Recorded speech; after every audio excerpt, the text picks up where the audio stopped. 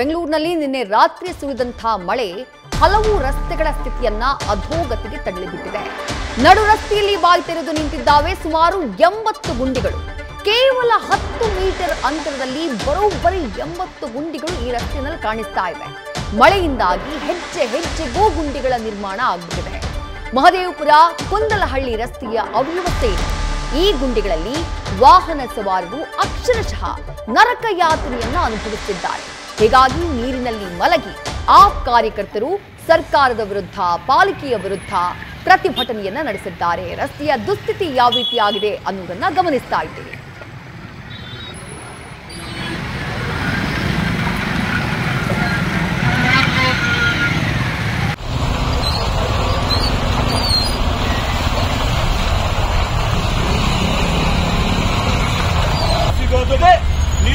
ಮಣ್ಣಿನಲ್ಲಿ ಮುಳುಗಿ ನೀರಲ್ಲಿ ಮುಳುಗಬೇಕಾದ ಪರಿಸ್ಥಿತಿ ಇವತ್ತು ಜನತೆಗೆ ಬಂದ್ಕೊಂಡಿದೆ. ಇದೇ ರೀತಿ ನಾವು ತೆರಿಗೆ ಪರಿಸ್ಥಿತಿ ಇದೇ ರೀತಿ ಆಗುತ್ತೆ. ಕೊಚ್ಚೆ ನೀರಲ್ಲಿ ಮುಳುಗಿ ಎದ್ದು ಮನೆಗೆ ಹೋಗ್ಬೇಕಾಗುತ್ತೆ. बरोदो भैया थोड़ा संभल के भाई, कोई दूसरा रास्ता नहीं है क्या? इधर से आना पड़ेगा आपको.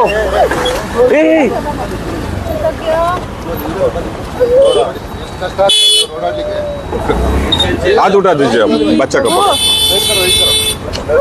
जाओ जाओ, धीरे से दो. वो ऐसा ऐसा जाना धीरे से जाना. नहीं जाओ. जाइए ढकल तो जाइए. एक्सीलेटर दो पुश करेंगे. उतरो मत. थोड़ा एक्सीलेटर देना, बस थोड़ा देना.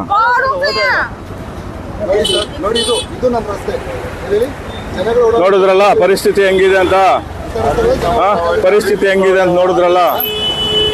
ಮಂಜುಳಾ ಮತ್ತಷ್ಟು ಡೀಟೇಲ್ಸ್ ನಮ್ಮ ಪ್ರತಿನಿಧಿ ಪ್ರಗತಿ ನೀಡುತ್ತಾ ಹೋಗ್ತಾರೆ. ಯಾವ ರಸ್ತೆಯನ್ನ ನೀವು ಗಮನಿಸಿದ್ರೋ ಕುಂದಲಹಳ್ಳಿಯ ರಸ್ತೆ, ಅದೇ ರಸ್ತೆಯ ಬಳಿ ಇದ್ದಾರೆ ಪ್ರಗತಿ.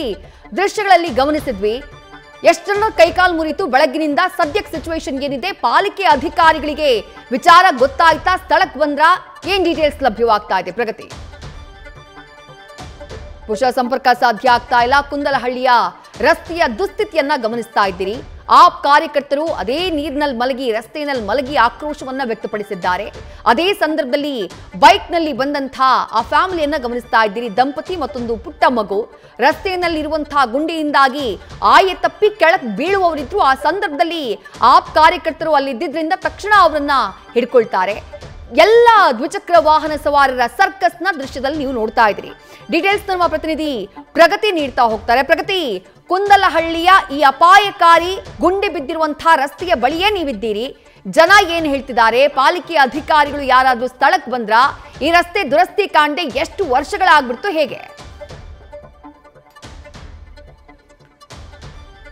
ಸುಮಾರು 2 ವರ್ಷಗಳಿಂದಲೂ ಕೂಡ ಇಲ್ಲಿ ಕಾವೇರಿ 6ನೇ ಹಂತದ ಒಂದು ಕೆಲಸ ನಡೀತಾ ಇತ್ತು. ಸೊ ಆ ಹಿನ್ನೆಲೆಯಲ್ಲಿ ಈ ರಸ್ತೆ ಡ್ಯಾಮೇಜ್ ಆಗಿರುವಂತದ್ದು. ಆದ್ರೆ ಡ್ಯಾಮೇಜ್ ಆಗಿರುವಂತಹ ರಸ್ತೆಯನ್ನ ಪುನಃ ಸರಿ ಮಾಡಬೇಕಾಗಿತ್ತು. ಆದ್ರೆ ಯಾವುದೇ ರೀತಿಯಾಗಿ ಸರಿ ಮಾಡುವಂತಹ ಕೆಲಸ ಆಗ್ಲಿ ಇಲ್ಲಿನ ಅಧಿಕಾರಿಗಳು, ಪಾಲಿಕೆ ಅಧಿಕಾರಿಗಳು ಯಾರು ಬರಲಿಲ್ಲ.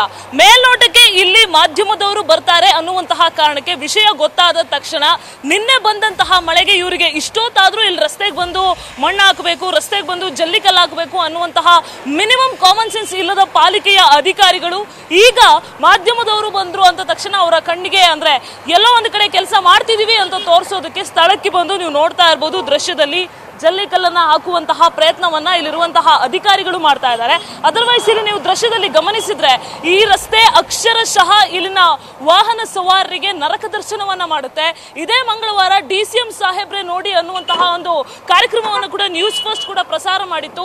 ಆ ಕಾರ್ಯಕ್ರಮದಲ್ಲಿ ರಸ್ತೆಗಳ ಅವಸ್ಥೆ, ನಗರದ ವಿವಿಧ ರಸ್ತೆಗಳ ಅವಸ್ಥೆಯನ್ನ ಟೆಲಿಕಾಸ್ಟ್ ಮಾಡಲಾಗಿತ್ತು. ಆ ದಿನ ಇದೇ ಮಹದೇವಪುರ ವಿಧಾನಸಭಾ ಕ್ಷೇತ್ರದ ಇದೇ ಒಂದು ಕುಂಡಲಹಳ್ಳಿ ರಸ್ತೆ ಏನಿದೆ, ಈ ರಸ್ತೆಯನ್ನ ನ್ಯೂಸ್ ಫಸ್ಟ್ ಇದರ ಅವಸ್ಥೆಯನ್ನ ಎಳೆಯಾಗಿ ಬಿಚ್ಚಿಟ್ಟಿತ್ತು.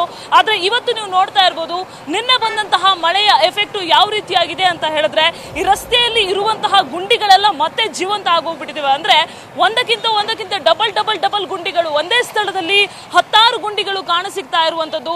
ಇದರಿಂದ ಬೆಳಗ್ಗೆಯಿಂದಲೂ ಕೂಡ ಒಂದು 6-7 ಆಕ್ಸಿಡೆಂಟ್ಗಳಾಗಿದೆ. 6-7 ಅಂದ್ರೆ ಗಂಟೆಗೆ 6-7 ಆಕ್ಸಿಡೆಂಟ್ಗಳಾಗಿವೆ. ಸಿಕ್ಕಾಪಟ್ಟೆ ಬೈಕ್ಗಳು ಹಾಳಾಗಿವೆ. ಏನಾದ್ರೂ ಗರ್ಭಿಣಿಯರು ಬಂದ್ರೆ ಅವರಿಗೆ ಗ್ಯಾರಂಟಿ ಡೆಲಿವರಿ ಆಗುವಂತಹ ಸಾಧ್ಯತೆ ಖಂಡಿತ ಇರುವಂತದ್ದು ಅನ್ನುವಂಥದ್ದು ಇಲ್ಲಿ ಎಲ್ಲರೂ ಕೂಡ ಹೇಳ್ತಾ ಇರುವಂತಹ ಮಾತು. ಕಾರುಗಳಾಗ್ಲಿ ಬೈಕ್ಗಳಾಗ್ಲಿ ಜಖಮ್ ಆಗಿ ಹೋಗಿರುವಂತದ್ದು, ಬೈಕ್ ಸವಾರರು ಓಡಾಡೋದಕ್ಕಾಗದೆ ಇಲ್ಲಿ ಪ್ರದಾಟವನ್ನ ಅನುಭವಿಸ್ತಾ ಇರುವಂತದ್ದು. ಮೊದಲೇ ಗುಂಡಿಗಳಿವೆ, ಅದ್ರ ಮಧ್ಯೆ ಒಂದಷ್ಟು ಜಲ್ಲಿಕಲ್ ರಾಶಿಗಳಿವೆ. ಇದರಿಂದ ಸ್ಕಿಡ್ ಆಗಿ ಬೀಳ್ತಾ ಇದ್ದಂತಹ ಸಾಧ್ಯತೆಗಳು ಬಹಳ ಕಂಡು ಬರ್ತಾ ಇರುವಂತದ್ದು. ಹಿರಿಯರಾಗ್ಲಿ ಅಥವಾ ಏನೋ ಯುವಕರೇ ಓಡಾಡೋದಕ್ಕೆ ಭಯ ಪಡ್ತಾ ಇರುವಂತಹ ದೃಶ್ಯಾವಳಿಗಳು ಇಲ್ಲಿ ಕಾಣಸಿಗ್ತಾ ಇರುವಂತದ್ದು. ನನ್ನ ಜೊತೆಗೆ ಮಾತನಾಡೋದಕ್ಕೆ ಬೆಳಗ್ಗೆಯಿಂದ ಇಲ್ಲಿ ಈ ವಿಚಾರವನ್ನ ಎಲ್ರಿಗೂ ಮುಟ್ಟಿಸ್ತಾ ಇರುವಂತಹ ಸ್ಥಳೀಯರಿದ್ದಾರೆ, ಅವ್ರನ್ನ ಮಾತಾಡಿಸ್ತಾ ಹೋಗ್ತೀನಿ. ಸರ್ ಹೇಳಿ, ಎಷ್ಟು ಟೈಮಿಂದ ಈ ರಸ್ತೆ ಇದೇ ಅವಸ್ಥೆ ಕಂಡಿದೆ, ಏನ್ ಹೇಳ್ತೀರಾ? ಸುಮಾರು 2 ರಿಂದ 3 ವರ್ಷದಿಂದ ಈ ಬೆಳಗೆರೆಯಿಂದ ಏನು ಕುಂದಳಿಗೆ ಹೋಗೋ ರಸ್ತೆ ಇದೆಯೋ ಇದೇ ಕೆಟ್ಟದಾಗೆ ಇದೆ. BWSSB ಅವರು ಏನೋ ಪ್ರಾಜೆಕ್ಟ್ ಮಾಡಿದಾಗ ಇದನ್ನು ಡಿಗ್ ಮಾಡಿದ್ರು.